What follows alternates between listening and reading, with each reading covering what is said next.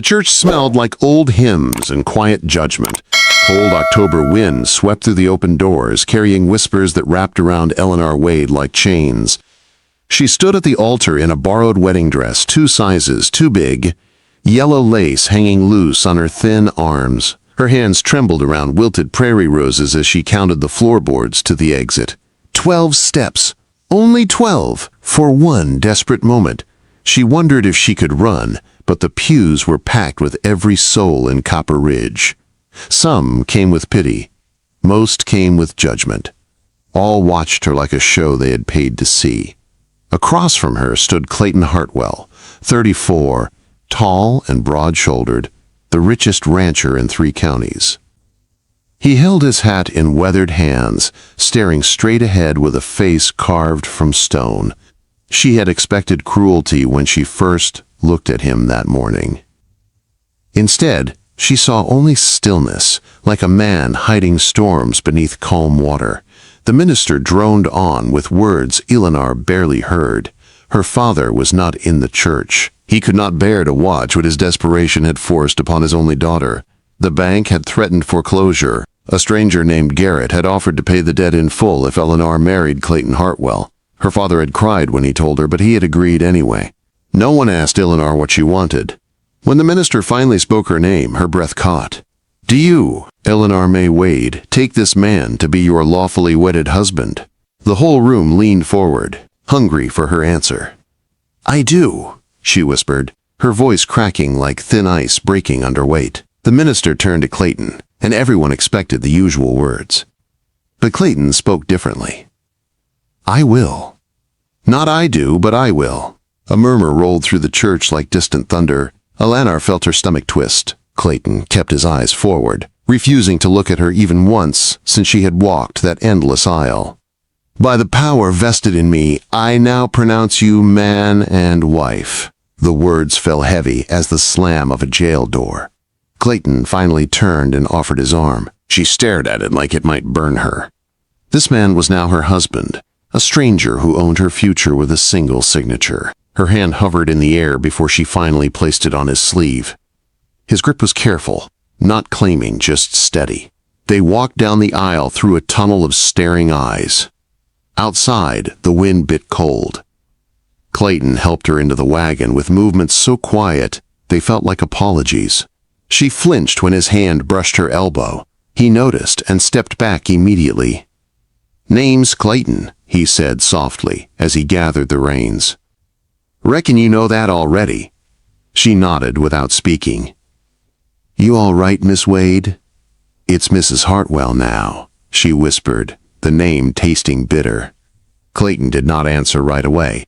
He simply clicked to the horses and started driving. "Only if you want it to be," he said at last. The town watched them leave as the wagon rolled toward the foothills where shadows grew long. At the end of the valley, the Hartwell Ranch rose against the fading light, a big timber house with stone foundations, wide porches, and windows reflecting the last gold of day. Smoke curled from the chimney, warm and promising, but Elanar felt no warmth. The house was bigger than anything she had ever known. Clayton helped her down with gentle hands, but she stepped away instantly. "I'll show you inside," he said carefully. The front room held a stone fireplace, a handmade rug, and polished furniture. The house smelled of wood, smoke, and coffee. "Kitchen's through there," Clayton said. "Pantry's full. You need anything, Silas goes to town Wednesdays."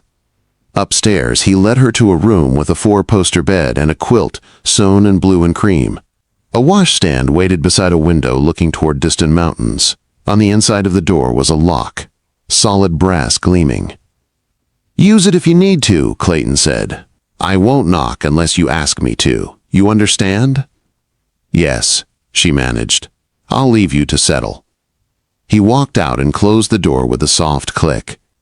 She locked it immediately, then sat on the bed and stared at her shaking hands. Downstairs, Clayton ate alone at a table set with 2 plates. He wrapped warm biscuits in cloth and placed them outside her door without knocking. Morning came gray. Elanar found the biscuits and ate them alone. They were honest food, warm enough to soften the edge of her fear. Downstairs, she heard voices. "Town's talking, boss," Silas said carefully. Town can keep talking, Clayton answered, firm and cold. They say you got yourself a pretty bargain. She's not a bargain, Clayton said, and something in his voice made Elanar press her palm against the door. She's my wife. That evening, fresh bread waited in the kitchen, golden crust still crackling. 3 days passed like that.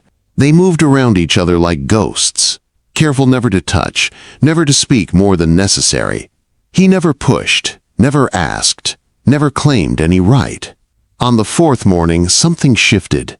She walked downstairs and found Clayton at the kitchen table, ledger open, coffee steaming. He looked up, surprised. "Morning," he said. For the first time since the wedding, she sat across from him. Elanar wrapped her hands around the warm cup he pushed toward her. The air between them felt fragile.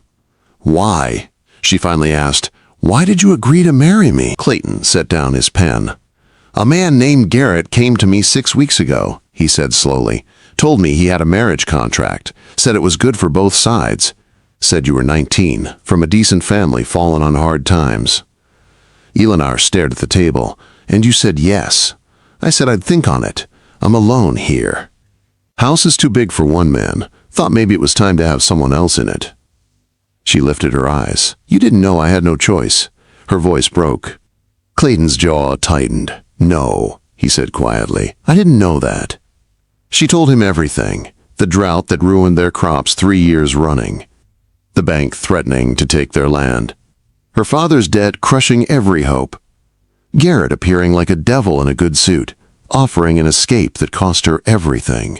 Her father crying but still agreeing. Clayton listened without interrupting. When she finished, he breathed out slow. "I'm sorry," he said. "I thought it was mutual, practical. When I saw your face at that altar, I understood. Too late, but I understood." Elanar studied him. "So you married me anyway?" "I did. And I meant what I said at the altar. I will. I will try every day to make this right. You're my wife, but that doesn't mean I own you. If this story touches your heart, hit that like button and share it with someone who believes in second chances." For the first time, something inside her loosened. Before she could respond, a knock sounded. A boy handed Clayton an envelope. "From the church ladies' committee," he said. When Clayton read it, his jaw hardened. He tossed it straight into the fire. "What was that?" Elanar asked. "An invitation. They want to throw a welcome reception for you. Sunday." "Do we have to go?" "We're not going," Clayton said without hesitation. That night, she left her bedroom door cracked open for the first time. Not wide, just enough for lamplight to spill into the hallway. Clayton paused when he saw it but said nothing. The next morning, there was fresh bread on the table again, warm and waiting. 2 weeks passed. They found a rhythm without meaning to. Clayton rose before dawn, and Elanar learned to listen for his boots each morning. She learned to bake bread without burning it. She patched his favorite shirt where the seam had split. They spoke a little more each day. One clear morning, Clayton asked if she wanted to learn to ride. She hesitated, old fear gripping her ribs, but she nodded. He brought out a chestnut mare with soft eyes named Clementine. Clayton showed her how to hold the reins, how to sit, how to signal. His hands brushed hers only when needed, never lingering. When the mare shifted beneath her, warm and steady, Elanar felt her breath lift. "You're doing fine," Clayton said. The horse nuzzled her shoulder. She laughed, a small sound, but real.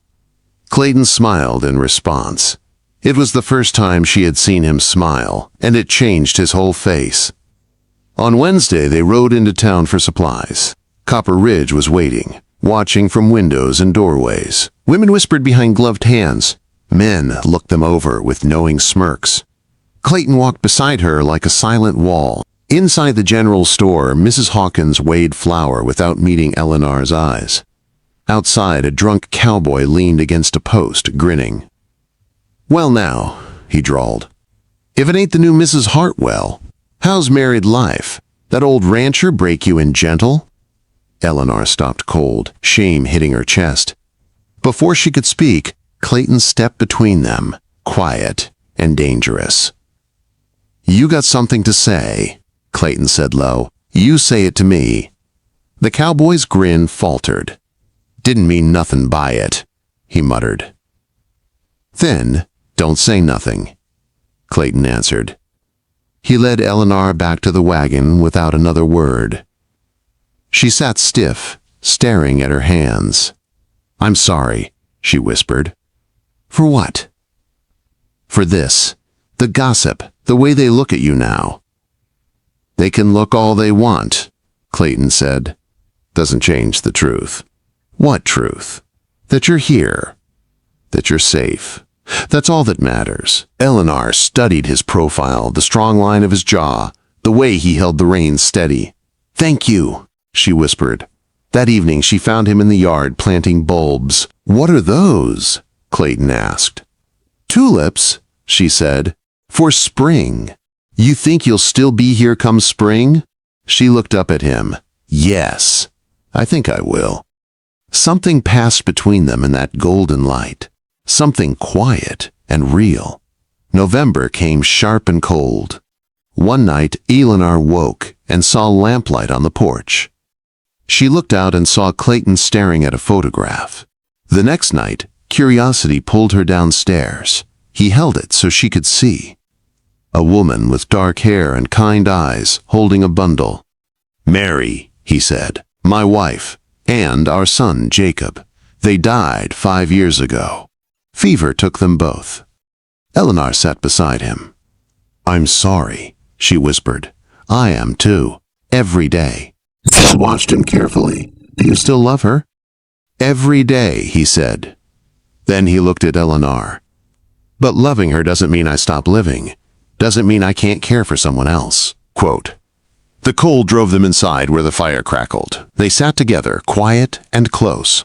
The next week, an invitation came that Clayton could not burn. The church social, a gathering every woman was expected to attend. Elanar agreed to go, tired of hiding. Sunday morning came, bringing nervous energy. Clayton waited downstairs, worry on his face. "You don't have to do this," he said. "I know, but I need to." The church parlor smelled of tea and false sweetness. The women stood in tight groups, smiling with mouths that did not reach their eyes. Every voice dropped when Elanar entered. Mrs. Dalton, the banker's wife, walked over first. "Mrs. Hartwell, how lovely you could join us." They all sat in a circle, talking of weather and recipes. Then Mrs. Dalton leaned forward, her smile sharpening. "So tell us, dear, how does it feel to be bought like livestock?" The room went silent. Another woman added with a cruel laugh. "At least Hartwell paid well. Your father got a good price, didn't he?" Something broke inside Elanar, not into pieces but into clarity. She stood so fast her chair scraped. "My father was desperate," she said, her voice steady. "Your husbands would have let us starve and called it business. Don't you dare judge me for surviving." Mrs. Dalton laughed. "We're only concerned." "No," Elanar said. "You're cruel. That's different." She walked out without looking back, head high, not a single tear though they burned behind her eyes. She walked every mile home under the cold November sky. Clayton found her on the porch an hour later, hands still shaking. "What happened?" She told him everything. Clayton did not yell. He did not pace. His face went still and focused. "They won't speak to you like that again," he said. "You can't control what they say." He stepped closer and took her hand. "No, but I can make sure they hear me louder. Trust me, Elanar." She looked into his eyes. "Yes, I trust you." Comment below what moment touched your heart and subscribe for more emotional Wild West stories. That night, sleep would not come. Elanar sat with a packed bag and a letter on the table. "Dear Clayton, I am leaving, not because of you, but because of me. I don't want to be the reason they turn on you. Thank you for your kindness." She folded it and placed it beside the lamp, then stared at the bag. Then at the door she left open every night now. Something inside her cracked, and she sat crying until dawn. Morning came cold. She walked into the kitchen with the bag in hand. Clayton stood by the table. The the letter open in his hands. "You're free to go," he said quietly. "You always were." Her eyes filled. "Then why do I feel trapped?" "By what?" "By this. By you being kind when I expected cruelty. By me wanting to stay and not knowing if I should." Clayton walked toward her, stopped a few feet away. "Why did you really marry me?" she asked. Not the excuse, the truth. He took a long breath. "Because when I saw you at that altar, terrified and alone, I thought maybe we could both stop being lonely. Maybe we could build something new from all our broken pieces. I knew it wasn't fair, but I hoped maybe someday you might choose to stay anyway." Elanar set the bag down. "And if I stay, then we face them together, as equals, as partners." The choice settled in her chest. She picked up the bag, walked to her room, and unpacked everything. She came back and handed him the crumpled letter. "I choose you," she said. "I choose us." Clayton exhaled, relief washing over him. "Then let me do something for us," he said. "You'll see Sunday." "Trust me?" "I trust you," she said. The week moved fast. Clayton rode to town twice, came back with papers, met with officials. Elanar asked no questions. Sunday morning arrived bright and cold. Elanar sat in the front pew beside Clayton, feeling every eye boring into her back. Before Reverend Hayes could begin, Clayton stood. "Reverend, with your permission, I'd like to speak." The room hushed. "Most of you know how Elanar came to me," he said. "Some of you think I bought her like property." Whispers rolled through the pews. "You're wrong." He held up a folded paper. "What I bought was her father's debt. $800 to save their farm. What I gave Elanar was a choice, even if she didn't know it yet." He paused. "Yesterday, I signed over 200 acres of ranch land to her. Water rights, grazing rights, timber rights. Full deed in her name alone, not mine." Gasps echoed. "She can leave any time she wants. She can sell that land, work it herself, or burn the deed. It's hers." He looked at Mrs. Dalton. "She's not my property. She's my partner. And I'll thank you all to treat her with the respect she deserves." Clayton sat and took Elanar's hand in front of everyone. Then she stood, her knees trembling but her voice strong. "I came here with nothing," she said. "Clayton gave me dignity when no one else would. He gave me safety, choice, and kindness I didn't know still existed." She squeezed his hand. "I stay because I want to. Because he's the best man I've ever known. And because I choose him. Every single day, I choose him." Silence hit the church. Then Mrs. Porter, the oldest woman in town, slowly stood. "I was wrong," she said. "About both of you. And I'm sorry." Others nodded, some with tears. Some looked ashamed. Some still frowned. But it did not matter anymore. After the service, they walked outside into brilliant sunshine. "You gave me land," she whispered. "I gave you freedom," he corrected. She stopped, turned to face him, and kissed his cheek. "Thank you for everything." Spring arrived early that year. Snow melted in rushing streams. Grass pushed through soil, green and stubborn. The tulip bulbs bloomed in brilliant reds and yellows, proof that dead-looking things could carry life. She knelt planting apple saplings that would not bear fruit for years. Clayton watched from the fence. "Those will take a long time to grow," he said. She smiled up at him. "Good. I'm not going anywhere." They planted the rest together, working side by side, sharing supper at the same side of the table now, walking her land at sunset. At the fence line, Clayton asked, "Want me to take it down so it's all one piece?" Elanar shook her head. "No, it reminds me that I chose to cross it. That this isn't something that happened to me, but something I made happen." Clayton looked at her with pride. "I'm proud of you." She leaned into him. "I'm proud of us." They walked back as the sky faded from gold to purple. The porch light glowed warm. The door stood open like a welcome. If you enjoyed this story of second chances and finding love, subscribe and share it with someone who needs hope today. Ready? Clayton asked at the bottom step. Elanar looked at this house that had once felt like a prison, and now felt like the safest place in the world. "Yes," she said, smiling. "I'm ready." They stepped inside together, closing the door behind them. The frost melted early that year, and in the house where two strangers once stood in fearful silence, love finally found a home. It was not the love of fairy tales, quick and easy. It was love built in small moments, in bread baked before dawn and doors left open, in land freely given and choices made with open eyes. It was the kind of love that lasts.